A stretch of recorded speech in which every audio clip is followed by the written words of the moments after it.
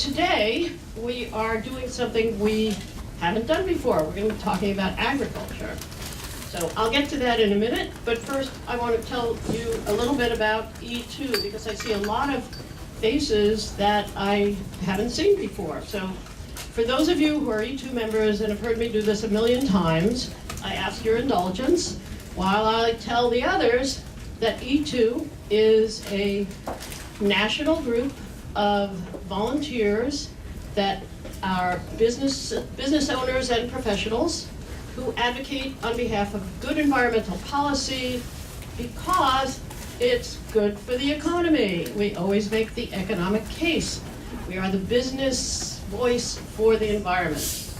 And we work in partnership with NRDC, and we work at the federal level and at the state and regional level, and often at the local level, at the city level.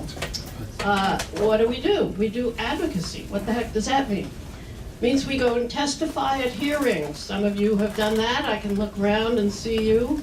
We meet with members of the state legislature. We write letters. We send out E2 alerts that are different than all the other things that say sign here, because our alerts, in addition to having your name, have your title and the company. So when a legislator or a policymaker gets our letters, they know that we are people of substance. We have about 1,000 members nationwide and over 100 here in the New England chapter. And we have worked very hard over the course of the last 8 or 10 years. We've been in existence here for since 2003, but we got really active 2006, 7, and 8, helped to work and pass the Massachusetts Global Warming Solutions Act, Green Communities, Green Jobs, and a water bill, an oceans bill, I should say. Okay, so that's us. We're all volunteers, and we would love it if you would decide to become a volunteer and work alongside us by joining E2. Now for today's program. I'm sure many of you are aware that the IPCC came out with a recent report saying basically the sky is falling in about 10 years. And we really have to move quickly. But one of the other really interesting things that they said was that no matter how good we are at preventing CO2 from going into the atmosphere by using clean energy and being more efficient and solar and wind and all that good stuff, we still need to find a way to remove CO2 from the atmosphere if we're going to keep under 1.5 degrees. And not only that, they said that they looked at a number of different, they did a bazillion different models of different scenarios, and the one that had the biggest return and best value was sequestering carbon in soil. So, and they, I set this up before the report came out, so I just want you to know that. So we are honored to have four. We're going to have 4 or 5 different speakers that you don't even know about. Okay. So here's the way it's going to go. I'm going to introduce all the speakers right now, and then each of them is going to get up and give their presentations, which I'm sure you'll find fascinating. Then we will have a Q&A, and then we'll have a wrap-up speaker. So let's start with the first three-ish speakers. First, Ethan Soloviev is a farmer, an entrepreneur, and executive vice president of research at a firm called howgood.com, which he will tell you about, that does sustainability data and ratings. But he's a real-life farmer, and I found him on YouTube, of all places.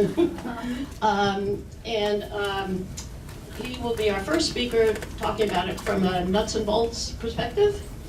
And our next speaker, we are honored to have Lara Bryand, the Deputy Director for Water and Agriculture for NRDC's Nature Program. And she came here up from Washington, where she, in conjunction with members of E2 and maybe a few other people, performed magic. Magic. What's magic in Washington? Getting something in a bipartisan bill that's actually a good thing. That's magic. And she was very helpful in making that happen. And you'll hear more about that. Then we intended to wrap up by telling you that there's actually something you can do at the local scene here in Massachusetts, because there is a bill that was before the legislature in its last session that would have incentivized regenerative agriculture and healthy soils.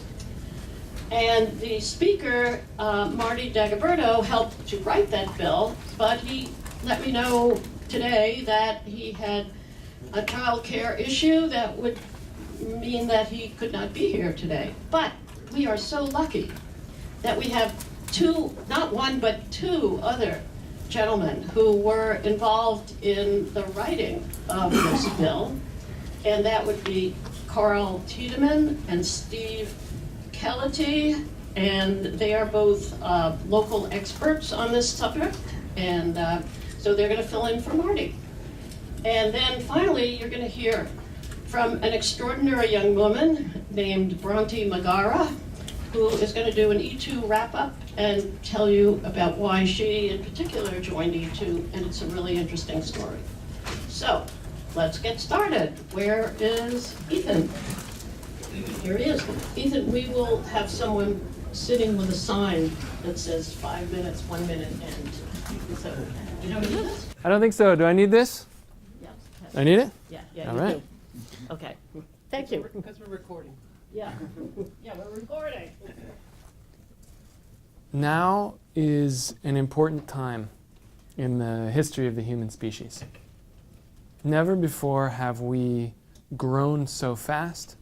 Never before have we had so much technology. Never before have we done so much damage to so many ecosystems and so many cultures of the world. Agriculture has been a big part of that. But it doesn't have to be inherently a problem. It's a good time to be asking this question.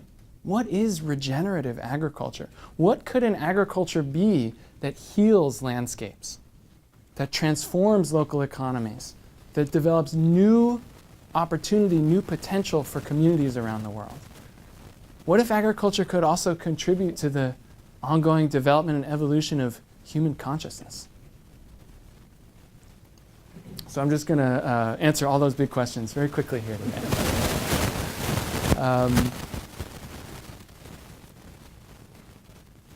I think that it's important to understand and think about the different paradigms of agriculture. And I want to show you those in a way that also gives you some really, really practical, proven tools that can tangibly move agriculture in a direction of regeneration.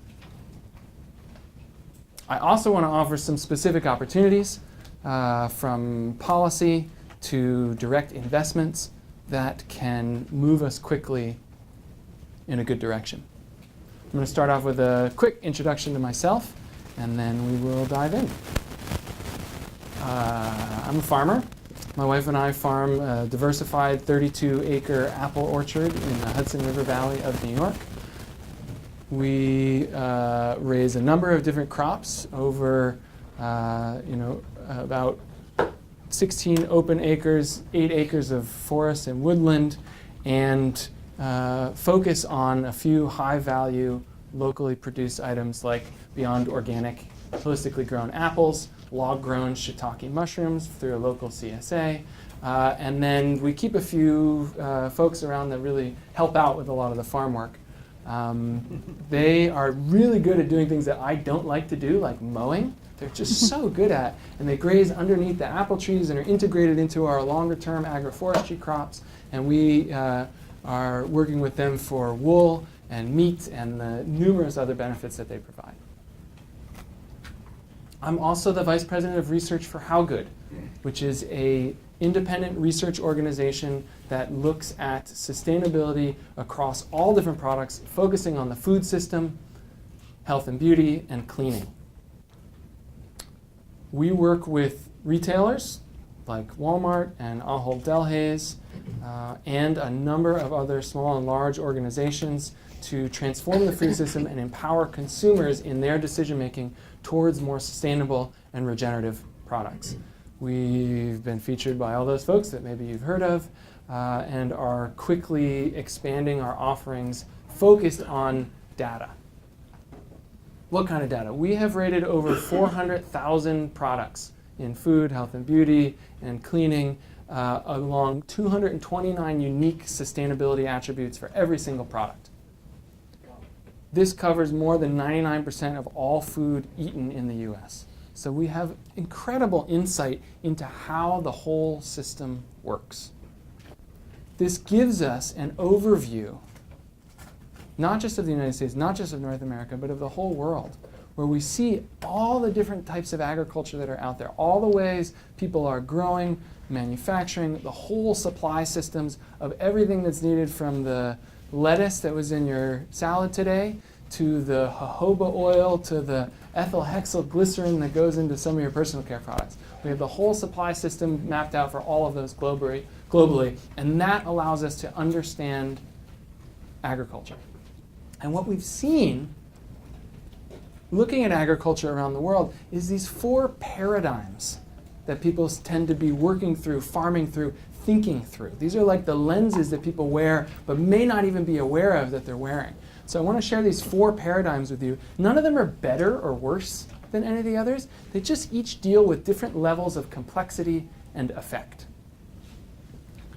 The first way that we see people working, which is most of agriculture, is extractive. From this perspective, we are seeking to extract value from the natural resources around us. Often we're trying to do it as fast, as efficiently, and get as much yield as we can in as short a time possible. This is most agriculture. Interestingly, that extractive paradigm in agriculture tends to support extractive industry in the rest of the ecosystem, whether it's through more petrochemicals for fertilizer, or even in my farm's case, the lime that I'm spreading on the ground this year was mined somewhere. So extractive agriculture is not bad, but it just leads to a certain set of outcomes which may not necessarily have the whole system in mind. The next level or paradigm is what I call conservative agriculture, where we get this idea of maybe we shouldn't extract so much, maybe we should conserve the natural resource, otherwise it'll run out and we won't be able to keep producing. So this is a widely practiced conservation agriculture. A lot of agroecology is conservative in nature. A lot of what people call sustainable agriculture is not actually sustainable. It is conservative. It's moving towards sustainability. It's doing less harm. It's less petrochemical fertilizers. It's less fungicides, pesticides, biocides. The aim is to do less harm. Conservation of resources. The next level that we talk about is restorative. Here we're actually aiming to do good. Not just do less bad, but actually add something to the farm, add something to the soil, add something to the biodiversity.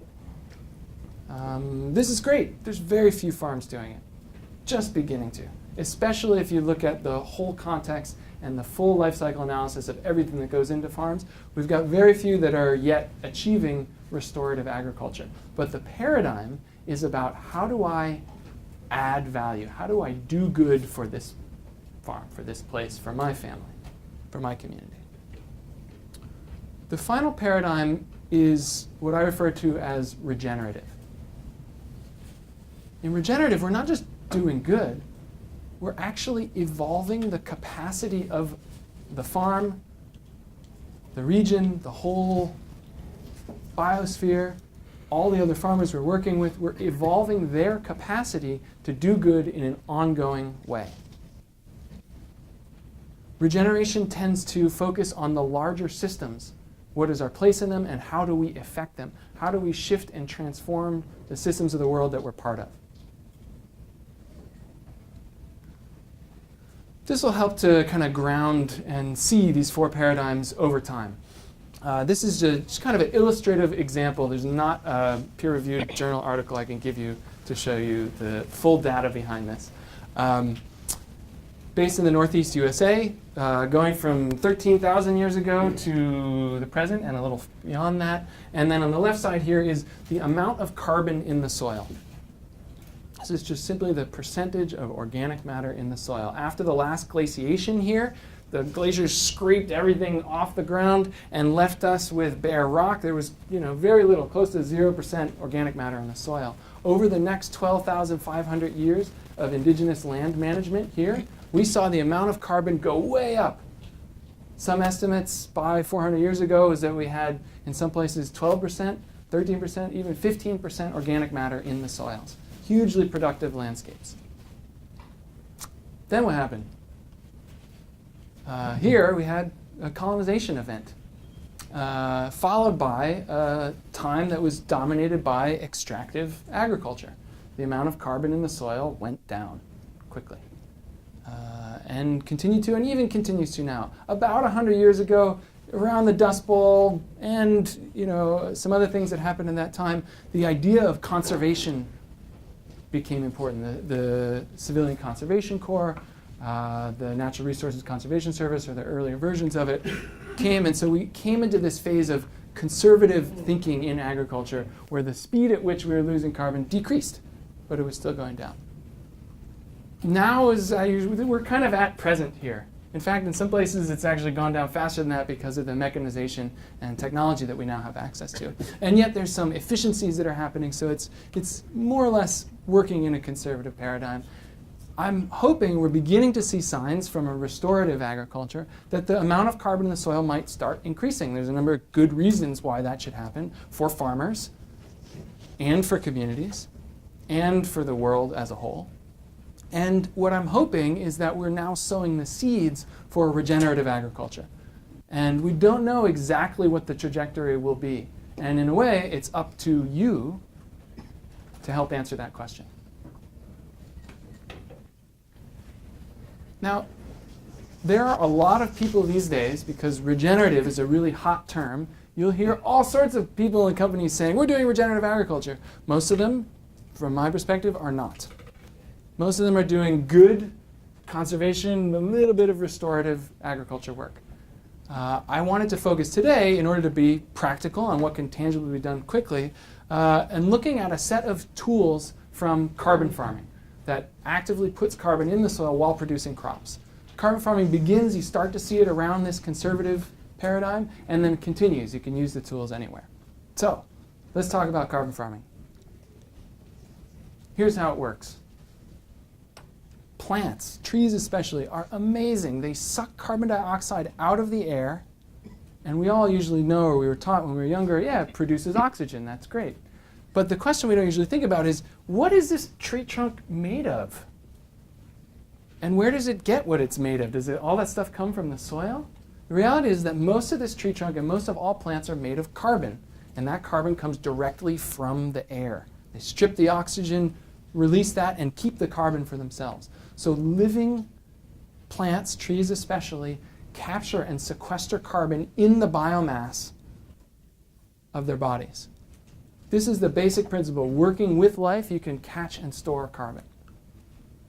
Specifically, there's two paths it can take. One is in the soil. Where does it go?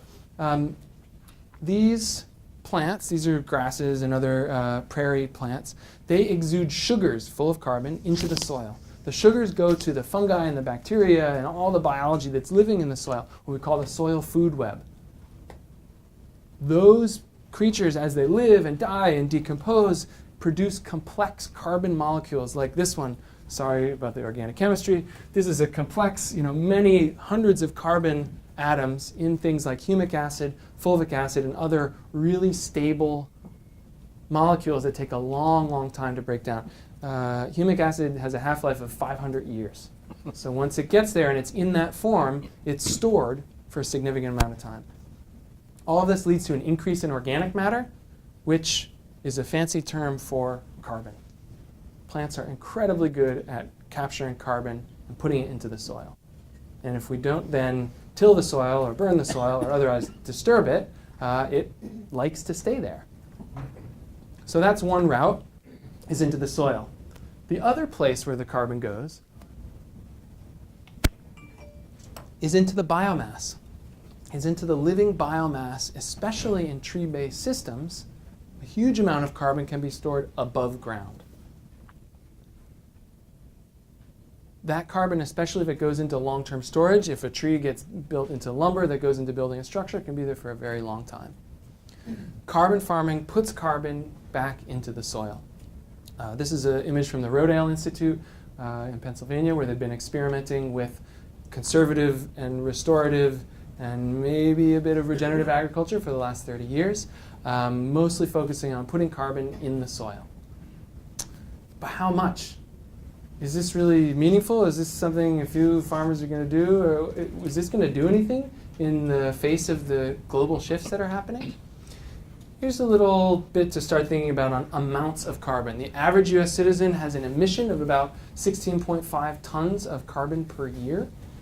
And here are a few different practices that we'll look at, from compost and cover crops to managed grazing to agroforestry and tree crop systems, that can actively capture carbon and put it in the soil and in living biomass. Compost and cover crops can do about 4 tons per hectare per year. Managed grazing, some say more, some say less. The trend is that agroforestry, anything where you've got trees, because of that above ground biomass, do a lot more. So what if you take that to a global scale? This is a map of agricultural land in the world. There's about 4.9 billion hectares, about 5 billion hectares of agricultural land split between pasture and arable, tillable land. This is very back of the envelope calculations here, but here goes. Let's just say we took 10% of all agricultural land and put it into some form of regenerative agriculture. If we could even just do 6 tons per hectare per year, much less than the kind of high end of agroforestry, and pretty good for compost, cover crops, managed grazing. If we could just do 6 tons per hectare per year for 50 years, that would lead to about 300 tons have gone into a hectare, into the soil and biomass over that time span. If you did that on 10% of agricultural land, that would capture 150 gigatons of carbon, which more or less, this is over that whole time, which more or less leads to a 75 parts per million reduction over that whole time frame. Now, that's not enough to reverse the current trend of accumulation of carbon in the atmosphere in and of itself, but it's a pretty significant contribution. And that's only, this is, again, I always do conservative estimates. This is only 10% of agricultural land, and it's only at 6 tons per hectare. If we can get creative over those 50 years and we can get onto more agricultural land, this can be a significant part of shifting the overall atmospheric picture. And it's just good for farmers. Farmers, when there's carbon in the soil, the soil holds more water, it's less droughty, it's more resilient, it takes nutrients better. It's really, really good for farmers to be capturing carbon in the soil. And that's part of why we're seeing an upswing of even farmers in the Midwest of the United States heading towards what they consider regenerative agriculture. Here's a few, I'm going to go through 5 specific techniques or tools that can be used to capture carbon in the ground. Very tangible. One of them is cover crops. This is often correlated and done in combination with rotational grazing. When you cover the soil and keep it covered for as much time as possible, you get carbon dioxide sucked in by the plants, you get water infiltrating, as opposed to bare soil where carbon dioxide leaves, it burns off, and water evaporates. So this is simple, good. We should definitely be doing this. More and more farmers are, of all types, not just organic farmers. Conventional industrial farmers are seeing the value and starting to do this at exciting rates. Another annual cropping strategy is you can do no-till. Most of the time when you hear about no-till, it involves using herbicides like Roundup, so that you don't have to till the soil, you just kill all the plants. It's great. It's better than not doing it, based on the carbon, from a carbon perspective. But you can also do an organic no-till approach where you use certain implements like a roller crimper and a seed drill, so you don't actually have to kill and remove the biomass. You just roll it down and then plant through it. There's a whole book called Organic No-Till that you can check out and learn about, and more folks are experimenting with this. All of these practices can be combined, and it's especially great when you combine the use of the soil food web, the living biology of the soil, compost, and biochar, which is a high-grade form of charcoal. Some people say, that's crazy, plants can't grow in charcoal. So this is just a little image, 2 tomato plants in 2 little pots, and the one with biochar. You can see it's pretty amazing what plants can do when it's a high-quality, clean biochar. So this is not actually what biochar looks like on a farm scale, but just an illustration to show you that there can be nutrients, there can be living life in the carbon. What actually happens is it's ground up, mixed in with compost or other amendments, and spread out onto the field. Carbon in the form of biochar, charcoal, has a really long half-life. It's very, very stable, will stay for a very, very long time. So not only do you increase health and vitality of the plant systems, you're capturing carbon in a really good way for a long time. This is an industrial compost operation. You can spread compost either through aerated compost teas, where you're spraying it out and adding all the biology, or you can just apply it directly in an orchard or any setting. See this stuff? It's really like dark. It's black. The reason it's black is because it's full of humic and fulvic acids, which appear black on the spectrum. And so this is full of carbon. And that's really one of the key things in terms of carbon storage, in terms of plants. It's the living biology of the compost that is greatly beneficial. The fourth kind of tool that I really want to bring attention to is holistic management and managed grazing in general. Holistic management is a decision-making framework that changes the way people do agriculture. Started out with animals, but it's useful in any type of cropping situation, and the results that can be achieved by effectively managing animals in the landscape, mimicking natural systems of how it was done for thousands of years in the prairies of the world, can produce amazing results, can heal landscapes, especially arid ones, in surprising ways. Here's a photo from Arizona, an eroded gully after holistic management was implemented with cattle grazing. This is actually using animals in a good way to sequester carbon through the growing power of the grasses and plants. You can have amazing repair of the landscape where the soil starts to fill back up, the erosion stops, water is more present in the landscape. It's a positive feedback cycle that can be achieved through animals. Animals are usually looked at as the problem. The flip here is they can actually be a huge and effective part of the solution. Bringing it all together is Keyline Farming, which is a series of design principles and practices that make beautiful landscapes, integrating grazing, like we just looked at, and tree crops, like we'll look at in a minute, to produce a landscape that will rapidly build soil, hold water, and capture carbon. An important implement in terms of technology is the Keyline plow, which is a specialized subsoil tillage machine that has a actually you're going to see it in a minute. It'll be a little loud. I'll just warn you when I turn on the video of the tractor, it'll be loud. But it actually uplifts, decompacts, aerates, and improves the soil through the use of a big plow on the back of a big tractor. So here it is, digging into the soil. You can see the soil actually uplifts. You can see it sort of coming up. And that is allowing all of this room for air, for water. This is the cutting wheel that cuts the soil. And then this shank is actually way down here in the soil, driving along, lifting it up. So there's so much more room for life to happen. I'm a farmer, so I always have to show some bit of agricultural machinery in a talk. Keyline also works with water management and places ponds and other water features in the landscape in a way that catches and stores water like a battery so it can be used at different times. If you see in this picture, the other farms in the background are in the middle of a drought. You see the brown, and right downhill from this pond you have green irrigated pastures that are productive. This farm did not have to sell off its cattle even when everyone around it did. So combining these all is the Keyline system. And the last tool I want to look at is the one I'm personally very excited about, which is tree crops and agroforestry. Agroforestry is the incorporation of trees, agriculturally productive trees, into an agricultural landscape. In this case, they're showing the growing of poplar intercropped with an annual grain, like a wheat or a barley. So this is a large-scale look at one aspect, one approach to agroforestry. But then there's other things that can be done even locally. I'm personally planting a huge number of chestnuts. This is an amazing, highly productive crop, super delicious nuts. The global demand for chestnuts has always exceeded supply. These have very little input needed. You basically just plant them, mow them, prune a little bit, and start harvesting 5 years later, and they can live for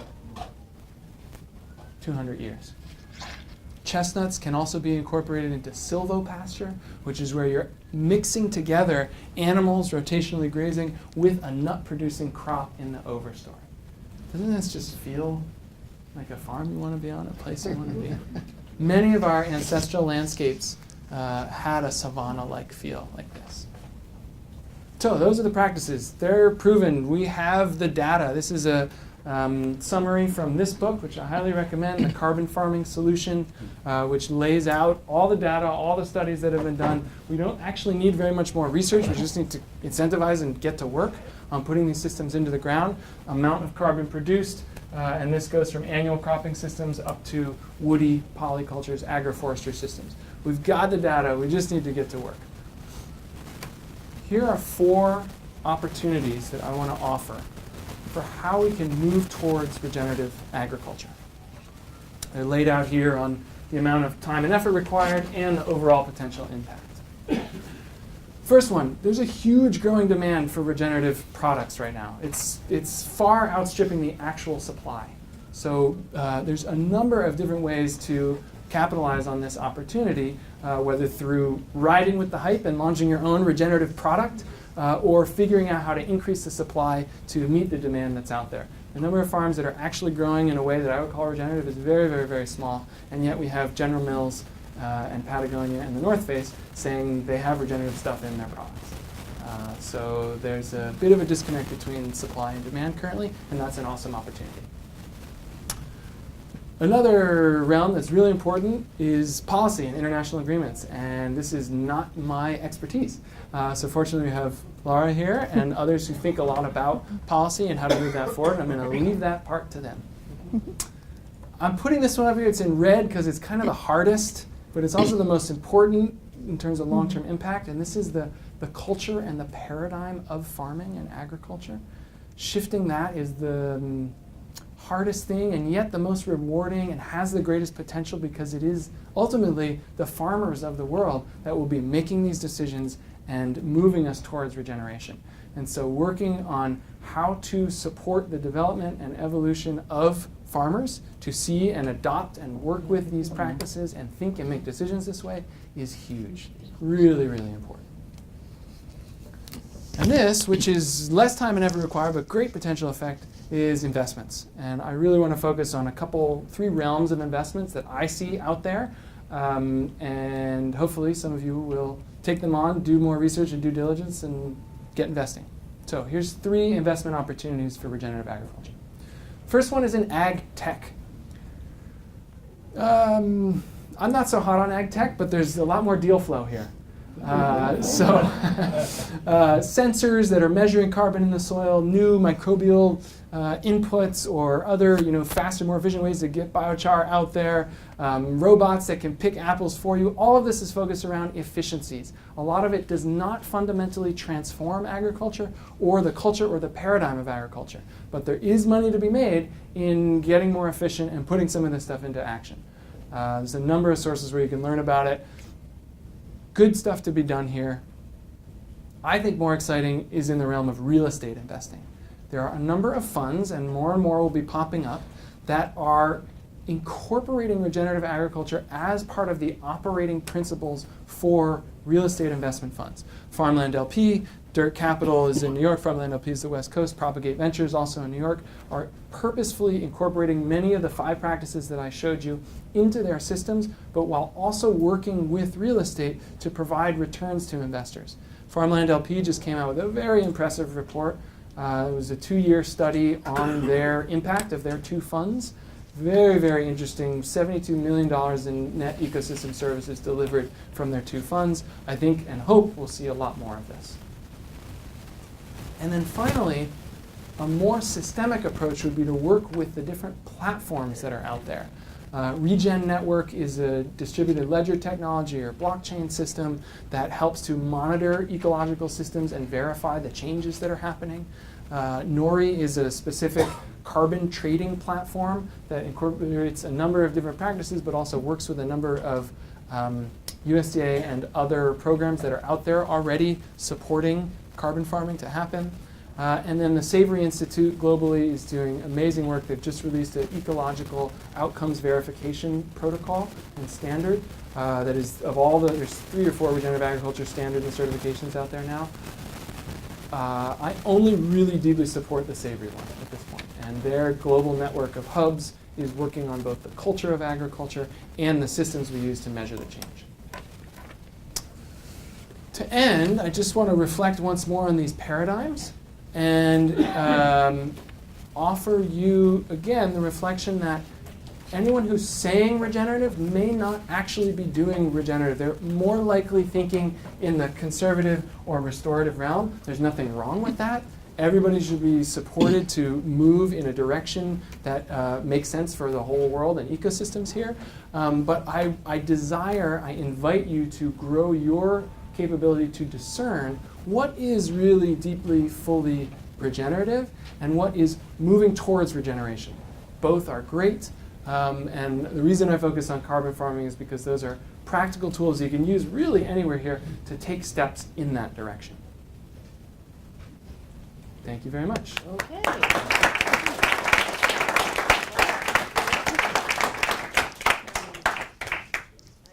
I'm not sure how they set it up here in the presentation. I hope It's next. Oh, yep. There you go. And Thanks. that clicks forward. Yeah. Probably going to try to stand over here. Put that down. Is this working? Yeah. Okay, great. Yeah, I'm just going to stand here, so don't walk all over. Yeah, I'm going to talk about making those policy connections to regenerative agriculture, and I'm mostly going to talk about the Farm Bill because that's the big piece of federal legislation, and when people think of policy, they often think of legislation and laws that were passed, but policy is more than just law, and I think Ethan got at a lot of that in his presentation. It's about how we invest. It's about corporate engagement. There's always state level and local level policy. And it's also what organizations like E2 and NRDC do, how much we talk about agriculture, what we focus on, what we say, how we choose to communicate. That's all part of policy. You can think of them as big P and little p if you like, but it's all part of it. I am going to talk a lot about Farm Bill though, but before I get into that, I'm going to talk about why I care about agriculture and why I do my work. I'm from Tennessee. My parents are actually here. They're up seeing the fall colors, and so they came in to see my presentation today. And we have a 100-acre farm that's been in our family for a while, a couple of generations. And my parents were school teachers, so they farmed on the side and not full-time. And we had beef cattle when I was growing up. And now I'm thinking we should see about those chestnuts. We should take a look at that. And that land was always really important. It was, I loved playing on the farm when I was growing up. I loved playing in the dirt and grew up to be a soil scientist.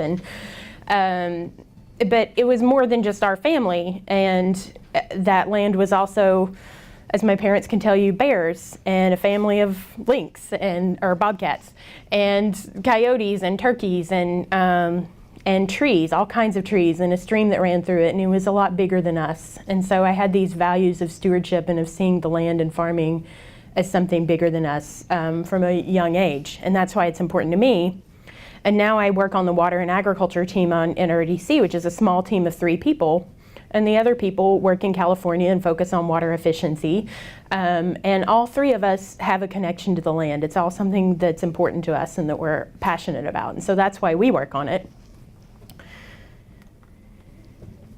And we work on it through trying to affect policy change in a number of ways. And what we want to get to is a future of regenerative agriculture, but where we're starting is probably, as Ethan said, in between going conservative to restorative to making those changes first. So getting back to the Farm Bill, who can tell me what this is a picture of? The Dust Bowl. So this is where the Farm Bill started. It started where the lack of, at some policy, the lack of a federal soil policy and investment policies led to a huge plow up. It was something like 5 million acres of land plowed up in the middle of the United States without any consideration about how that might affect the soil and what might happen as a result. And what happened was devastation, the loss of soil that took millions of years to form and, you know, was blown away in a short time, and just economic devastation for people. And that soil actually, if you haven't seen the Ken Burns documentary, there were actually clouds of black dust in Washington, D.C. And so Congress finally passed some legislation to address some of this, and that was the beginning of the Farm Bill in 1933. It was the creation of the Soil Conservation Services, the first federal agency to kind of look at soil practices. That's now the Natural Resource Conservation Service today. And they developed a lot of the technology and some of it old stuff on how to control erosion, and that's what early soil policies were based on, was how do we not lose all of our soil. Regeneration is a lot more than just let's not lose the soil. Healthy soil is more than that. But Farm Bill is also economic policy.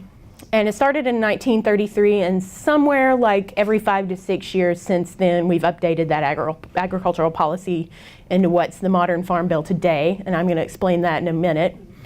So the problems of the Dust Bowl haven't entirely gone away, and the reason I work on agriculture as part of the water team is we are seeing some water quality problems, use of too much water in our dry areas that we might need in the future, using up some of our groundwater. This is an algal bloom in Okeechobee, Florida. Algal blooms form from excessive nutrients, usually like nitrogen and phosphorus, that the crops need to grow, but that gets put on through fertilizer and manure, and it can run off and get into the rivers and streams, and if there's too much of it, it causes these harmful algal blooms where algae blooms from the excess nutrients, and it actually contains microcystins, which are harmful for human health. A few years ago, Toledo had to shut down their water supply for a few days and drink bottled water because they had these algal blooms, and that's happening more and more. We just had some red tides in Florida. So there's a cost and there's an impact from some of the harmful effects of agriculture, but there's also this huge untapped potential for agriculture to be a part of a solution to climate change, as Ethan was getting to, and there's so much that we haven't done and could be doing to get there. So cover crops, just to kind of go over that practice, that's one of those practices that can be used in an annual cropping system and in a suite of practices. So say in a Midwestern operation where you have conventional agriculture, you have corn and soybeans. A lot of times the practice is to leave the land bare over the winter. So that exposes it to soil erosion, water erosion. A cover crop is a plant that you plant just to keep the soil on the ground, just for that purpose. You're not going to harvest it necessarily. And right now, less than 2% of cropland actually uses cover crops in a cropping system. Now, cover crops can be combined with no-till. They do a lot more than just keep the soil in. They also improve the physical properties of the soil. They make it easier to add carbon back so that you can have water infiltrate into the soil at a better rate. Soil is this really dynamic living system that I can talk to you a lot about, and I'm going to try not to go too crazy about talking about soil, but cover crops do a lot of things, and right now we're not using very many of them.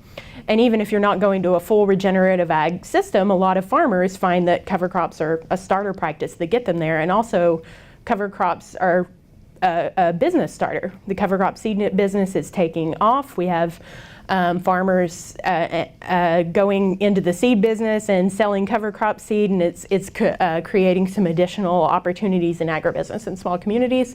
So we've really focused on this kind of really positive cover crop win-win thing where there's this untapped potential, and did an analysis a few years ago and thought, well, what if we take half of those corn and soybean acres in the top 10 agricultural states and just plant those to cover crops. We came up with a ballpark figure using some of the models and tools that we have that are not perfect, and found that we could avoid 19 million metric tons of greenhouse gases, avoid or capture. So through a combination of sequestered carbon and avoided emissions from nitrates, we can save 19 million metric tons of greenhouse gas just by making that change. And also store an additional 1 trillion gallons of water in our soil. So there's a lot of potential there.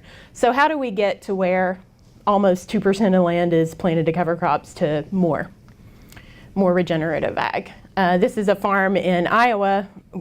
We have a partnership with a group called Iowa Farmers Union, and that's Aaron Lehman's farm. That green field is planted to clover. That's a cover crop, and he's harvesting his combine across the field there, and most of the land around it is bare and brown. I drove through there last year, and you know, we want to see more of those acres of the green. The problem is that the cover crop seed actually costs about $30 per acre. Some of these practices have a cost. It really takes a different mindset to go all the way from conventional to regenerative, and changing a lot of things, sometimes getting new equipment, just completely overhauling the way you do things. And at a basis, cover crop seed, $30 an acre. And if you have a tight profit margin, then you can't afford that. So we need policies that create income for those practices. So the way that we've been looking at that is how can we make changes within the Farm Bill. So the Farm Bill that we have today, that's been updated about every 5 years or so, this is a breakdown of what's financially in there. About 80% of Farm Bill spending actually goes to the Supplemental Nutrition Assistance Program, known as food stamps. And the reason that we keep food stamps as a large part of the Farm Bill is to get anything bipartisan to pass. You need a combination of things there that are going to attract legislators to vote for it across the country. So there's been this compromise where we have traditional farm subsidies, conservation payments, which are 6% of the Farm Bill. I wish it was more. And the subsidies, crop insurance and commodities, 8%, 5%. That are included in the financial outlook. So that's what was in the 2014 Farm Act, which took 2 years of work to pass a bipartisan bill. The Farm Bill has always been controversial. It's gotten more contentious. There's just a lot in it. You have commodity subsidies, you have crop insurance, you have the energy title, you have the forestry title, and you have nutrition, where it's where things have been breaking down in the process to actually get the bill passed lately. So it's hard to get a Farm Bill just to pass. It takes 2 years. Getting something in it that you actually want to see, that's a miracle. And I'm really glad to have worked with E2 for the past year, and just think it's an enormous accomplishment that E2 got anything in the Farm Bill at all. A lot of people won't even engage in the Farm Bill because they think it's impossible to add something in there. And what it really takes is a coalition, and a bipartisan coalition of different interest groups and voices. It is magic, it's definitely magic, but there's a formula to the magic. There's a spell and ingredients, and if you have the right diverse coalition of groups, you can actually see some success in the Farm Bill. So E2 actually led the way on getting a pilot into the Senate bill that will reward farmers for soil carbon performance. And the pilot is geared at being a little bit different from traditional programs, because it's actually going to measure the carbon, and it's going to weigh the cost benefit, and it's going to target the incentives based to the carbon that's added in. So it's funded at a base level of $15 million in the Senate bill. And that got in there. E2 approached NRDC with a coalition from the Corn Growers Association and the American Coalition for Ethanol, and reached out to us and said, hey, how can we get more on soil carbon into the Farm Bill? I weighed in with some different advice on what kind of things that we need in there that can be different. And we worked together and came up with what was essentially a letter of all the changes that we would like to see, which included some changes in the crop insurance program. And we reached out to a number of different offices on the Hill, and settled on Senator Wyden, who had good relationship with E2 and had worked with E2 in the past. And They helped us write legislative language for what this pilot would look like.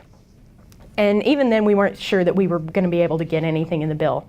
But negotiations were tough. There was a lot of appetite to see good things added to make the Farm Bill package attractive. And this was one of those things that could be attractive to across the aisle, and had this, again, it had support from a commodity group like the corn growers and support from an environmental group, and E2 was steering it. And so we finally did get that in the bill, and actually Senator Stabenow and Roberts on the House Senate Agriculture Committee chairs actually took Senator Wyden's language and just put it in the base language of their bill, which passed on a bipartisan vote 86-11.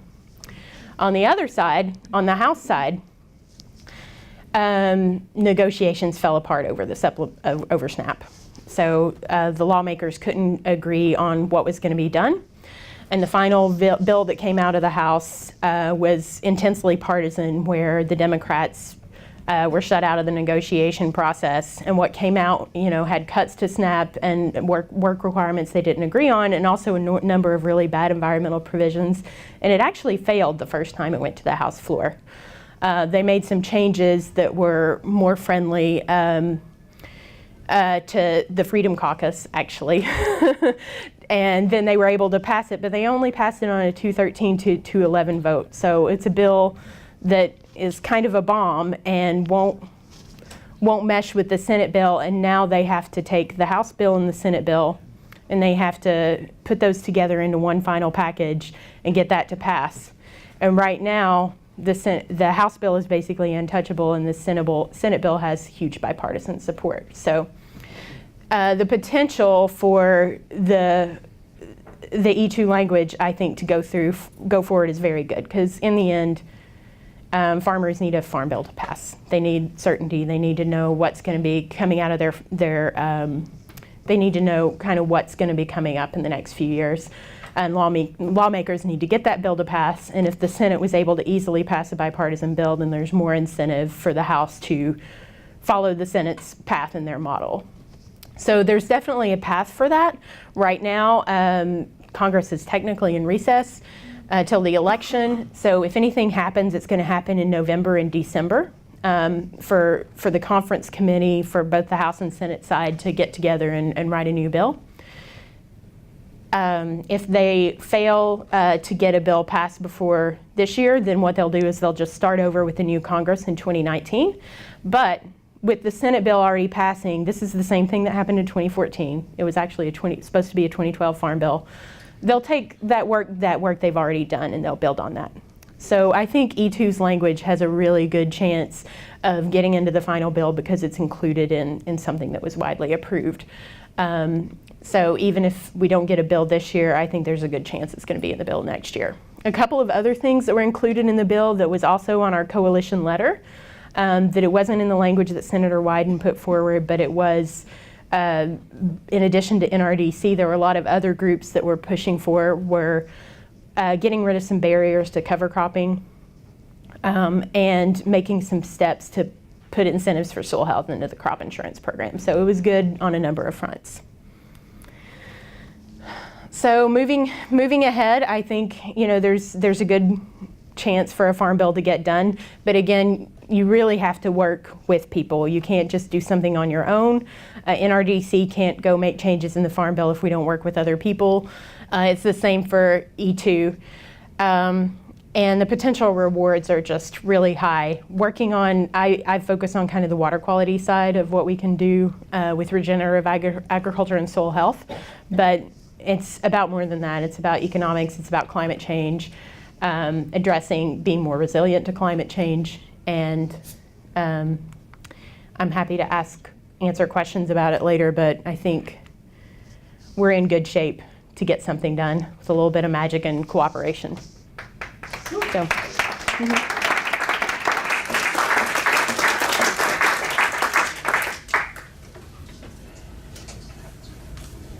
So now I'm going to ask our two pinch hitters to come up and tell you about what's been happening in Massachusetts. Now, so, you've heard about farms in the Midwest and the West Coast, and we have our share of farms here, but we don't typically think about agriculture as a major Massachusetts issue. But that might change. So here are Stephen Coletti and Carl Tiedemann to tell you about what's happening here in Massachusetts. My name is Carl Tiedemann. I co-founded a nonprofit, Soil for Climate, 3 years ago. To tell you a little bit about our organization, we're a 501c3 nonprofit. In the last 3 years, we've grown, as of yesterday, to 9,500 members in our Facebook group. Those of you who are still on Facebook and are interested in this topic may wish to join us. Our members hail from over 100 countries. They include scientists, farmers, policymakers, researchers, everyone, essentially climate activists who's involved in some way in this issue. Our focus is on communication, which is what the Facebook group helps to do in creating networks of people sharing information around the world on different practices or different policies or results that they've been achieving. We also work, as Beryl mentioned, on the legislative side, giving testimony, helping to co-author the legislations in various states, including here in the Northeast, in Vermont, Connecticut, Massachusetts specifically. And also, lastly, we work on practice that is actually helping to make these improvements in the soil that we've heard about so far today. In December, we launched a program working with the Maasai tribe in Kenya.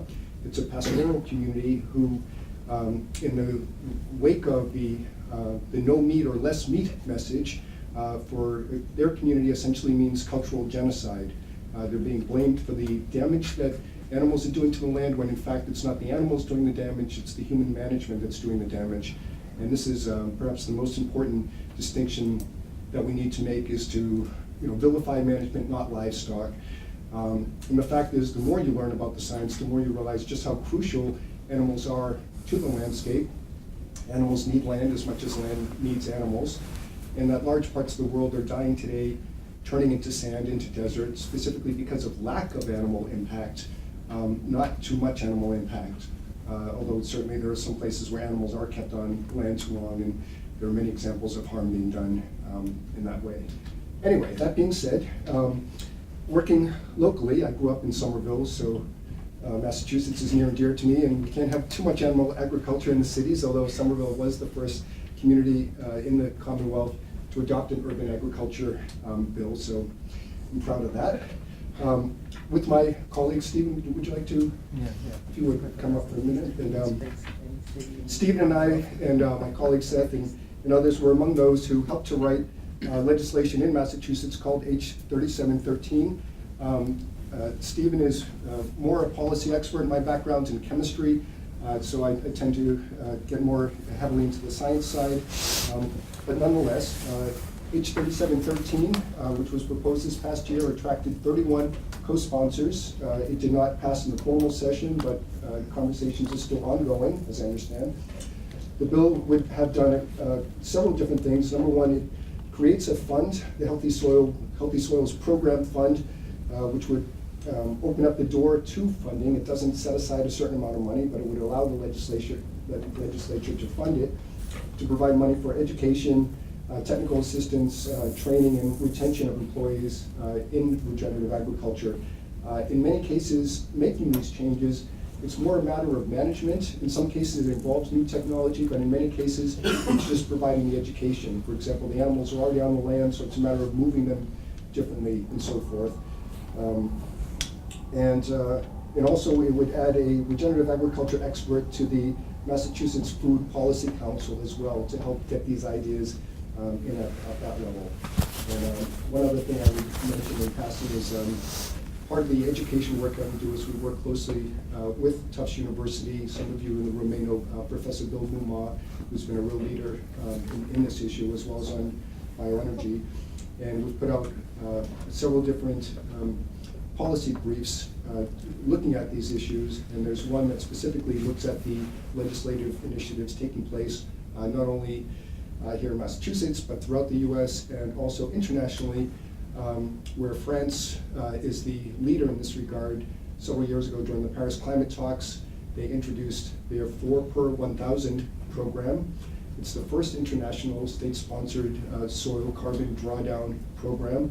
Some 40 nations signed on, excuse me. And the name of the program, 4 per thousand, comes from the calculation that if farmers and ranchers throughout the world improve the amount of carbon in their soil by 0.4% each year, that would be enough to stabilize the carbon dioxide level in the atmosphere, instead of it rising, chronically, which we've all seen, thanks to the Keyline curve. Of course, that doesn't go far enough. We have to begin drawing down. And the IPCC, I hate to say it, may actually be optimistic in some of their forecasts. There's growing evidence, including a 2009 report by Julie Brigham-Reed, who is at UMass Amherst, looking at sediment core as to when the Earth was at last at 400 parts per million, which is roughly the CO2 level that we're at right now. And her team reported that they found that polar warming had increased by about 10 degrees Celsius, or 18 Fahrenheit, not the 1 or 2 degrees that we're conditioned to be thinking about. It's important to keep in mind that those are only 100-year forecasts. Susan Solomon, a professor of earth science at MIT, former co-chair of the IPCC, pointed out that the warming, even if we cease all emissions, be expected to go on for at least 1,000 years. So this is sobering, but it just points to the need that we've got to get the carbon out of the air ASAP. So, Stephen, if you can fill in some of the pieces I missed. And Would you use the mic? Yes, please. Yes. Can you all hear me from here? So the efforts to get the Massachusetts bills actually started 2 years ago. My background actually is in chemical engineering and in satellite multispectral imagery. So when I came to this a couple of years ago, I just had written some legislation passed as a resident advocate in Massachusetts. One can, as a citizen, submit legislation. So I got into this recognizing the importance, and I found that we were not doing legislation in Massachusetts. So the Massachusetts bill actually has led to writing of legislation for Connecticut, and then went on to have legislation for Iowa, Illinois, Ohio, Missouri, Kansas, and Kentucky, and now Colorado. And there's interest in having bills in adding this language to the Oregon Cap and Invest bill, as well as having a bill for New Mexico and Texas. So the efforts here have taken off. California already has a soil health initiative, which gets variable funding from its carbon bills. So we still have an opportunity to get the Massachusetts bill over the finish line, because there's really no opposition except just a very full legislative session. So there's growing interest. So anybody who has interest in helping connect with speaker or leadership at the State House, or with farmers to talk to MDAR to basically encourage them to have this go over the finish line before the end of the year, there's still that opportunity. It only takes a small amount of effort to get a bill in a particular state, so it really would help if anyone wanted to help with getting legislation in other states.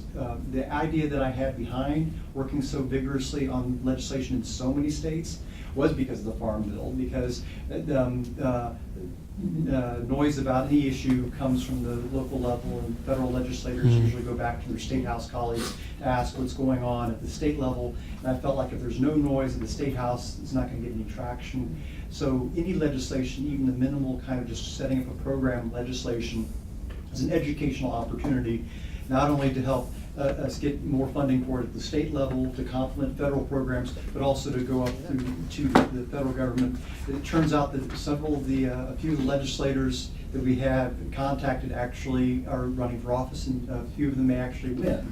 So we may have a couple people who are interested in soil health at the state house level are going to be in the federal government. So thank you, and whatever you can do to help sway investment. 80% of land in the United States is leased. So through investment in these land companies that are doing the leasing and encouraging them to have regenerative agriculture in their lease policies will actually influence implementation with the people actually implementing farming on their land. Thanks. Thank you. Everybody, stay there. And let me ask Lara and Ethan to come back up. And where was that handheld mic? Here we go. Push. Yep. Okay. Wait, it's not on. It'll come on. You don't have to push. What's that? It's automatic? You mean I'll talk and it goes on? Okay, oh, I love that. So let's open the floor for questions. Let's see, Tom. My question is for Laura. Thank you all for the presentation. Laura, I was struck in not a critical way by the fact that there are 3 of you within NRDC working on what today is the most important issue on the planet. So I'm curious about that. And I'm also curious to learn more about what you're doing to support agricultural innovation, maybe going back to the future, outside of the United States. Yeah, a lot of my job is internal lobbying to get the 600 other staff members at NRDC realize, how important soil health is, and that's a lot of what I do in meetings. We take our passion across the organization, and we're a small but mighty team. We've managed to really achieve some things in a short amount of time. So. And there are also a lot of other organizations besides NRDC working on this. There's just a ton of soil health related NGOs right now, and the agriculture and farm community is actually leading the way. We've worked with Farmers Union a lot.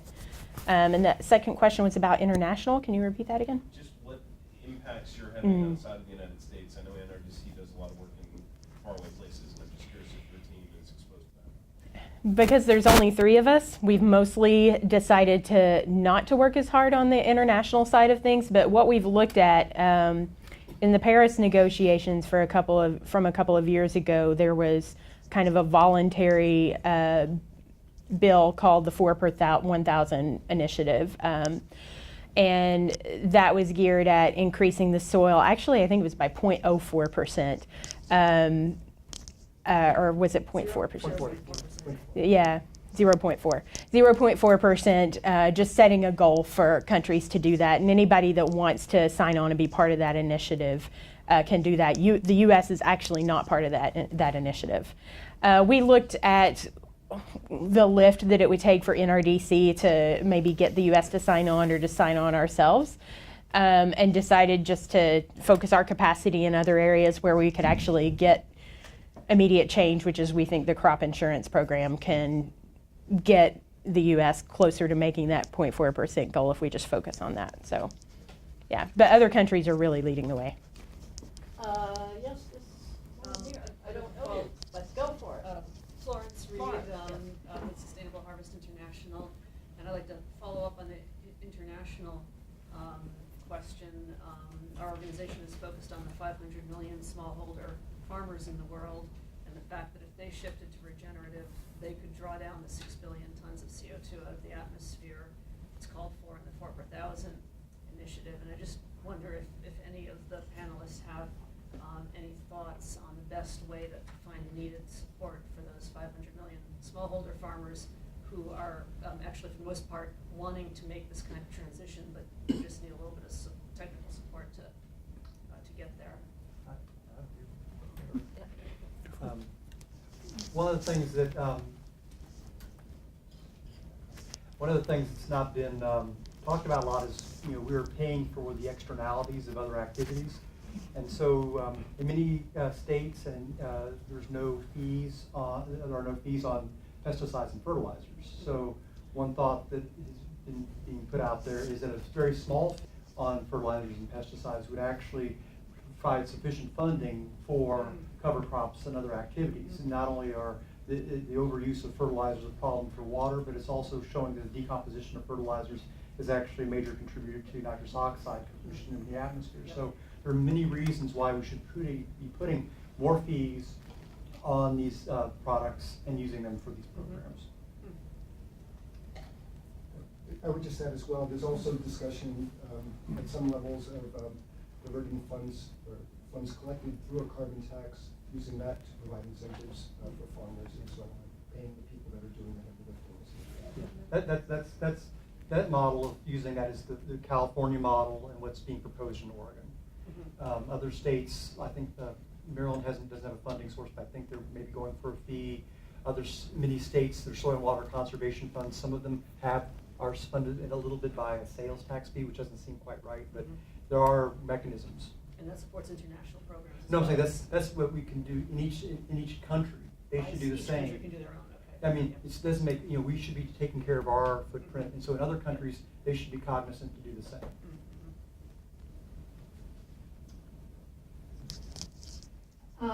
Seth, Hi, Seth. Work with Source One. speak up, please. Sure. It just came from a program this morning that had speakers from Mass DEP, Mass DOER, a bunch of agencies within Massachusetts, and there's this wonderful infrastructure of programs that are designed to really contribute to increased energy efficiency and renewables, things like that, for gray infrastructure. But really, throughout that whole morning presentation, no mention of programs that are specifically designed for the agricultural space. So, twofold question. First part, are you aware of programs, whether it's grants or feasibility studies, cost share type things, that are taking place in Massachusetts or in other states that could be used as models for things in Massachusetts that E2 could maybe advocate for?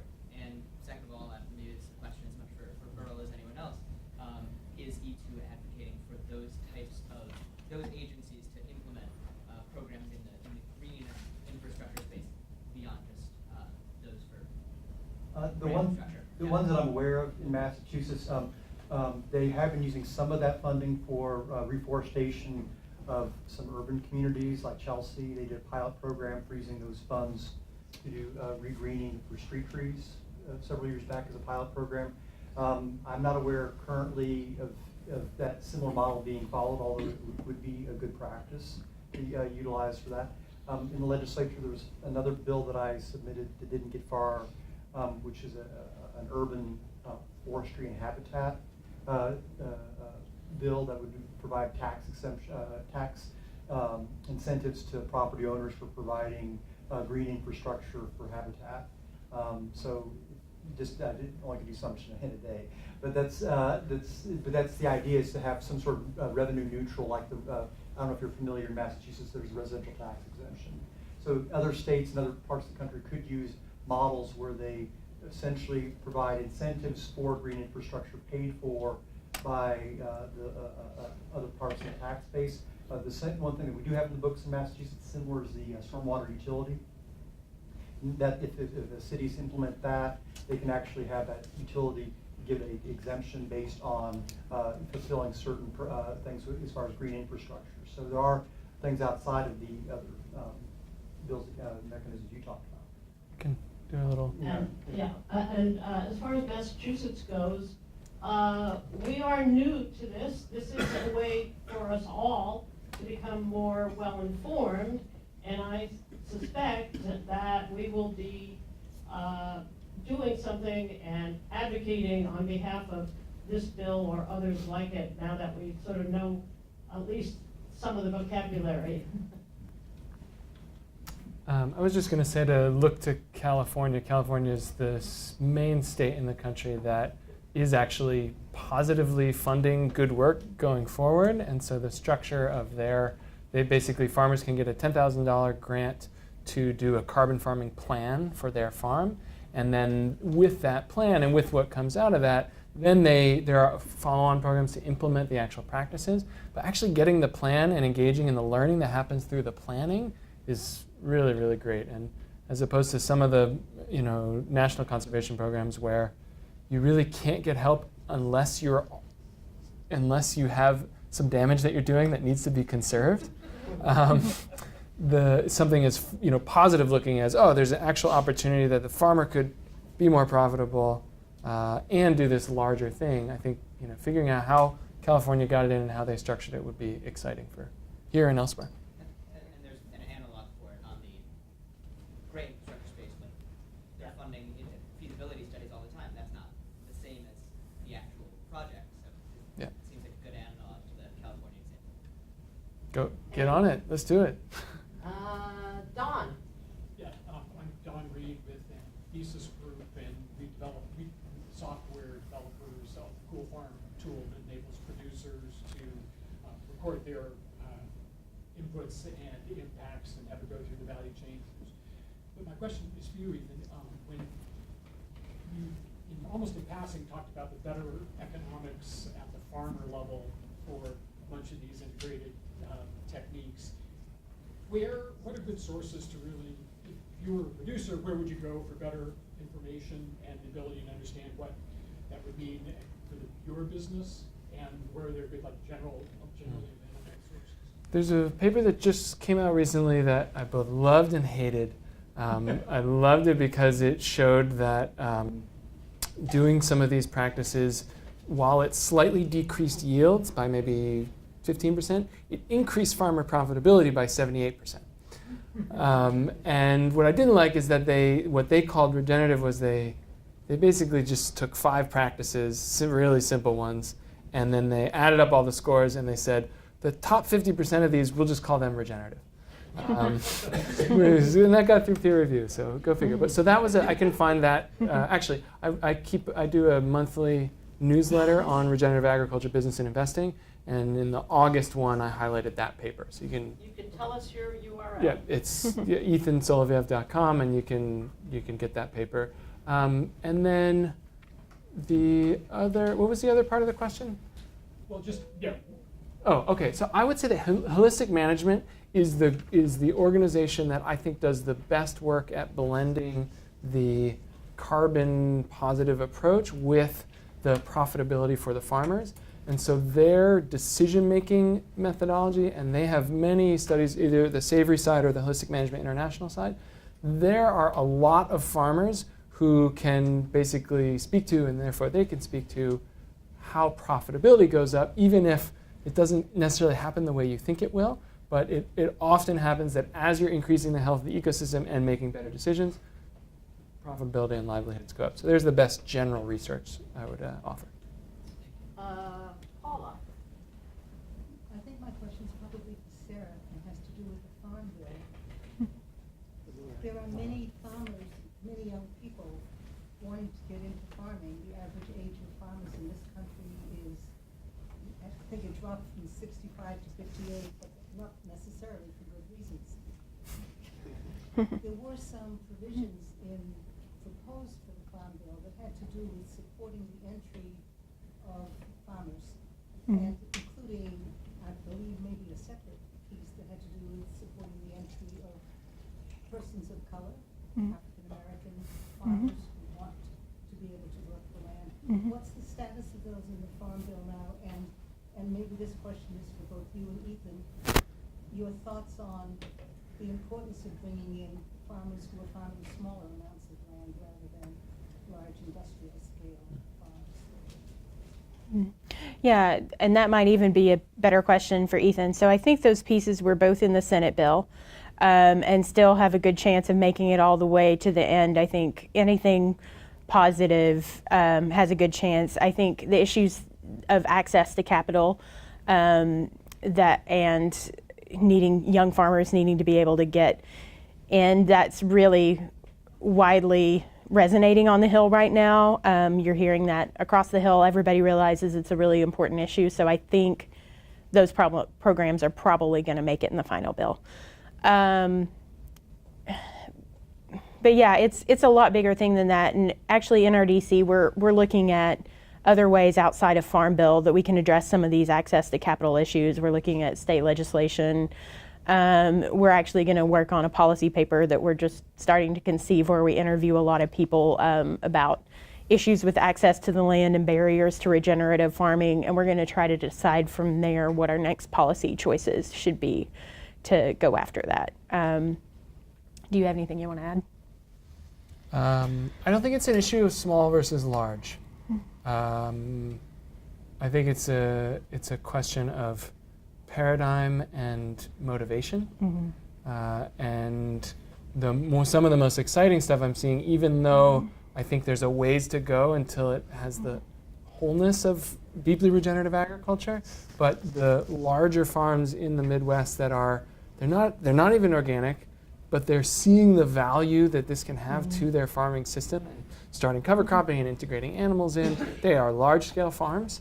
I think that's great. That would move things a lot faster than a lot of small-scale farmers. At the same time, small-scale farmers drive innovation. So it's not small or large. It's how do we support the evolution and development of the thinking and decision-making towards these things. So I'm going to use my executive prerogative to ask the last question. It has to do with cattle. We have probably all heard about the methane problem from cattle on farms and how it contributes a lot. I don't know, I've heard something like 15% of, I've heard large numbers of the percent of carbon dioxide equivalents from the cattle side of the world. So how does that square with the positive benefits that you illustrated, Ethan, of having cattle? But these guys have something to say too. Maybe more virulent than me. The full life cycle analyses that have been done basically show that if you're working and actually accounting for everything, the amount of carbon that is sequestered through, especially in arid lands, through holistic grazing practices outweighs the methane that is released. That said, we should not be eating any meat except that regeneratively grazed beef. That's what we try to do, and there's very, very little out there. You basically have to know the farmer in order to get it well. So the biggest, fastest thing that can happen is to stop eating the beef that is producing all that gas, and then a slower approach to, to do the expansion of regenerative grazing practices will help, but it's not the low-hanging fruit. But as far as people may argue over the science a little bit, but at least from my journal research, it looks pretty good. Yeah, cows are going to produce methane, but there's a number of other factors that come into play. Anybody else want to answer that? Sure, I'll add my 2 cents. For anyone who does want to dig into this issue, there was a study published earlier this year, Paige Stanley out of Michigan State University and Jason Roundtree, and basically the results were exactly as Ethan described. It all comes down to how the animals are grazed. There's a grazing researcher, Russ Conser, who came up with the line, it's not the cow, it's the how. Cows can be terrible for the environment. We've known this for thousands of years.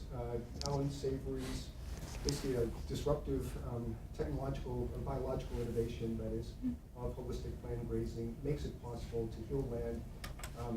The last point I would make is if you look at the Vostok ice core records going back some 400,000 years, the methane levels were about 1/4 or 1/3 of what they are presently. This was in a world that had far more animals than we presently have.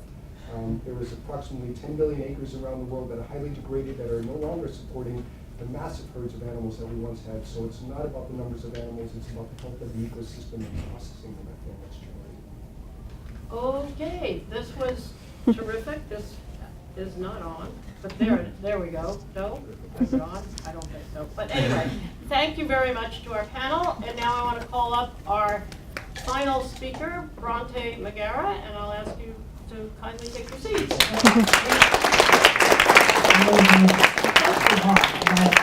have to be like the rock star kind of thing. So I'll let Bronte introduce herself and tell you all about her experience with E2. Thank you, Pearl. And thanks for the opportunity to chat with you guys today. I have a few notes that I'll reference them. And also thank you all for all your efforts in the ag sector. It's kind of an education for me today, and it's very enlightening. And it's obviously an issue that touches us all pretty immediately. So thank you for all the work you do there. So I'm here today, Brill, asked to talk to you a little bit about my engagement with E2 and how I got involved with E2 and why it's been such a positive experience for me. I work at Greentown Labs, or first I should say my name is Bronte Magara. I'm the government relations manager at Greentown Labs in Somerville. Who said they lived in Somerville? Okay. And that's the largest clean technology incubator in the country. So we have 96 member companies, all of them working to develop clean technologies to solve the world's biggest energy and environmental challenges. We specialize in hardware. All of our resources are tailored toward hardware clean tech companies, helping them succeed and meet their milestones. And through my role doing government relations there, I was really trying to figure out ways to help these clean technology startups partner with the government, pilot with municipalities, et cetera, advocate for policies that would progress these clean tech companies and help them be successful. And over again, through my engagement with the local government and even a little bit on the federal level, I was asked consistently, do you have stories of startups, of these clean tech startups that have benefited from this policy or that have gotten this funding? We need stories to inform the policy. We need these stories.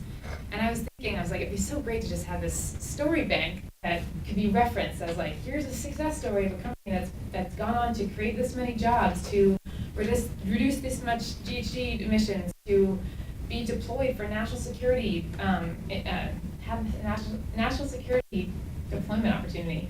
And that could be referenced by policymakers and can inform these policies as they come up.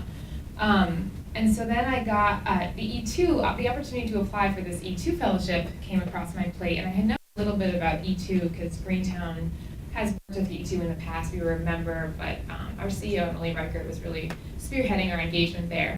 And so I knew about E2, but I didn't really know the opportunities and the advocacy work at such a deep level. But this fellowship opportunity came across my plate, and I thought, might as well apply. Like, I have this idea. I know there's a need. It aligns really well with the E2 mission. So I put together my application and I applied, and I was lucky enough to receive the fellowship and have, actually the end of November, my fellowship wraps up. Sad. And my fellowship project has been going around the country and collecting success stories from clean tech entrepreneurs all over the country. So we're not talking about Silicon Valley, New York, and Boston. We're talking about innovation happening in the Midwest, in places that isn't likely. Clean tech innovation and the jobs that they're creating, and national security impacts and applications, and the environmental benefits. And so I'm talking about the different federal programs that have helped these companies succeed and why these federal programs are so important. And I've established and built a story bank with these first-hand accounts from entrepreneurs talking about how policy and funding has enabled them to succeed. And through this project, I was assigned a mentor, and that's been a really valuable aspect of my E2 engagement. All the fellows get assigned a mentor, and you can really use your mentor to the extent that you want to. And I was lucky enough to really have a strong engagement with my mentor. We chat almost weekly, and he is a former Navy SEAL and has helped me to engage with the Department of Defense and incorporate my engagement with defense and clean tech, and trying to merge those worlds. And he will definitely be a mentor beyond that. My fellowship project. It's going to be kind of a life career mentor, and it's been one of the biggest values that has come out of my E2 fellowship project. And even though my fellowship wraps up at the end of November, I have every intention to stay engaged with E2. There's so many different ways to stay engaged. It's, Burl was saying earlier, it's from signing the petitions or adding your name to an email circulation, or it's going to DC and it's literally meeting with these policymakers and advocating for policies that impact your business, impact your state, etc. So there's such a wide range of engagement, and I'm really lucky to have gotten into this community so early on and to be tapped into this network so early on in my career. Even Eric sitting here has been an advisor for my project. There's been so many people that I've met through this project that have expanded my network, and it's just been a really valuable experience. So looking forward to staying engaged, and thank you all for listening today. Oh, I have a question. Emily, I'm so glad you're speaking.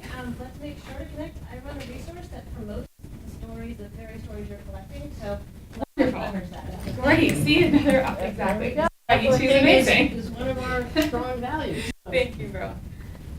So that was great. And the whole point is to encourage every single one of you to go to www.e2.org. It's really simple.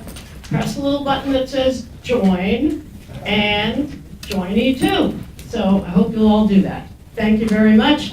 This has been a great event as far as I'm concerned, because I really learned about a topic I knew nothing about. So thank you all so much. Bye-bye.